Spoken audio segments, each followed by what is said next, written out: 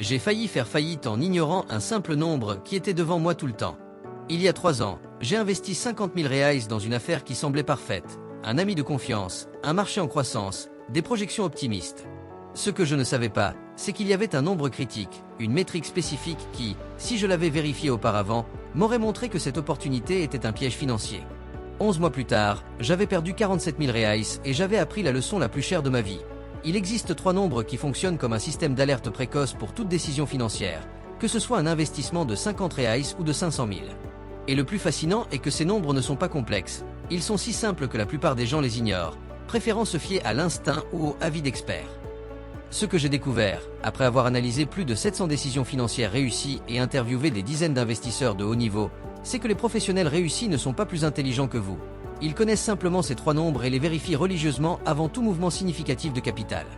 Aujourd'hui, je vais révéler exactement quels sont ces 3 nombres, comment les calculer en moins de 3 minutes pour toute opportunité, et comment cette simple vérification triple peut augmenter vos chances de succès financier jusqu'à 400%, vous évitant des erreurs coûteuses et dirigeant votre argent uniquement vers où il a un réel potentiel de croissance. Le premier nombre, et le plus important des 3, est ce que j'appelle le taux de survie. Il ne s'agit pas d'un nombre sur combien vous pouvez gagner, il s'agit de combien vous pouvez perdre sans que votre vie financière s'effondre. La plupart des gens commettent l'erreur critique de demander combien puis-je gagner avec cela, alors qu'ils devraient demander combien puis-je perdre et continuer à jouer. Le taux de survie se calcule ainsi.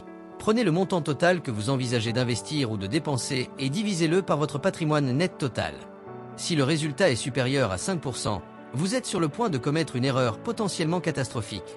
Par exemple, si vous avez un patrimoine de 100 000 reais et que vous envisagez d'investir 10 000 reais dans une opportunité, votre taux de survie est de 10%, le double de la limite sûre. Ce que les investisseurs professionnels comprennent, c'est que préserver le capital est infiniment plus important que de le faire croître. Ils préfèrent perdre 10 excellentes opportunités plutôt que de risquer une seule perte qui pourrait les sortir du jeu définitivement. Quand j'ai perdu ces 47 000 reais, mon taux de survie était de 34%. Je pariais littéralement un tiers de mon patrimoine net sur un seul coup. Si j'avais vérifié ce nombre auparavant, j'aurais immédiatement réalisé la folie de cette décision. Ce nombre agit comme un frein d'urgence émotionnelle. Lorsque vous voyez que vous êtes sur le point d'engager plus de 5% de votre patrimoine total dans quoi que ce soit, votre cerveau déclenche automatiquement le mode prudence. Le deuxième nombre est là où la magie opère, où vous passez de la simple survie à la véritable prospérité. J'appelle cela le multiplicateur de valeur, et c'est la métrique la plus sous-utilisée par l'investisseur moyen. Alors que la plupart des gens se demandent « cela vaut-il la peine ?», vous devriez vous demander combien de fois ce réal va-t-il me revenir. Le multiplicateur de valeur est calculé en divisant le retour total attendu par l'investissement initial. Mais voici le secret que la plupart des gens manquent. Vous ne devez pas utiliser des chiffres optimistes ou des projections marketing. Vous devez utiliser le scénario le plus réaliste et conservateur possible. Si une opportunité promet de retourner 3 $$ pour chaque 1 $ investi, mais que votre scénario réaliste montre qu'elle peut retourner 1,50 $, c'est ce nombre qui compte. La règle est simple. Tout multiplicateur de valeur inférieur à 1,5x ne vaut pas votre temps et votre risque. Pourquoi 1,5x ? Parce que cela prend en compte non seulement le retour potentiel, mais aussi le coût d'opportunité, le temps investi et le stress impliqué. Quand j'ai analysé rétrospectivement cet investissement désastreux, j'ai découvert que le multiplicateur de valeur réaliste était de 0,3x. Pour chaque réal investi, je ne récupérerais que 30 centimes. Si j'avais fait ce calcul simple auparavant, j'aurais épargné non seulement mon argent, mais aussi 11 mois d'espoir frustré et de nuits sans sommeil. Ce nombre transforme les décisions émotionnelles en équations mathématiques. Lorsque vous voyez que quelque chose ne va pas multiplier votre argent de manière significative, il devient beaucoup plus facile de dire non. Le troisième nombre complète la triade sacrée des décisions financières intelligentes, et c'est là que la patience rencontre la rentabilité. J'appelle cela le délai de récupération, et il est incroyable de voir comment les gens sous-estiment son pouvoir. Alors que tout le monde se concentre sur combien ils peuvent gagner, les professionnels se concentrent sur combien de temps leur argent sera immobilisé.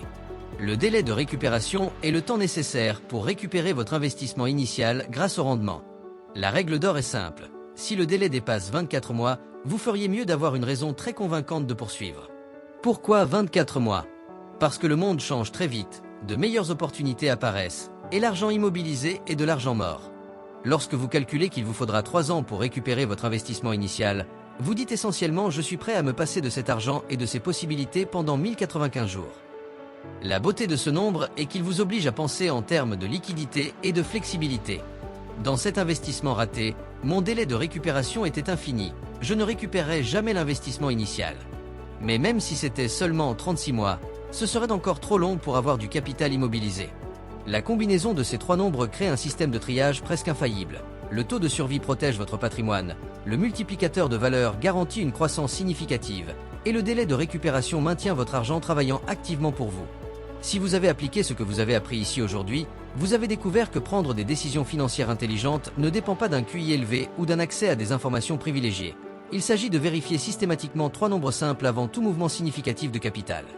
Le taux de survie pour protéger ce que vous avez déjà construit, le multiplicateur de valeur pour garantir une croissance réelle, et le délai de récupération pour maintenir votre flexibilité stratégique.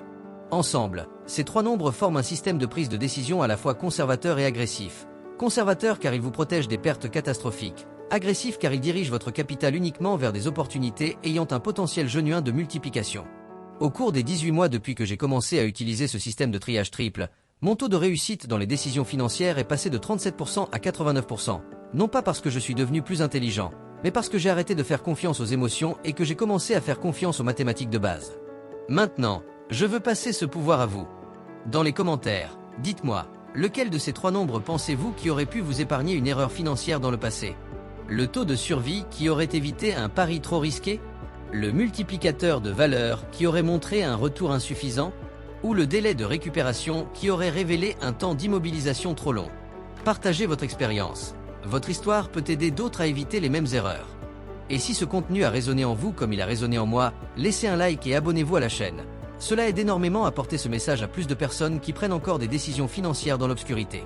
Souvenez-vous, les nombres ne mentent pas, n'ont pas d'émotion et ne sont pas impressionnés par le marketing. La question est, allez-vous continuer à faire confiance aux intuitions ou allez-vous commencer à faire confiance aux mathématiques ?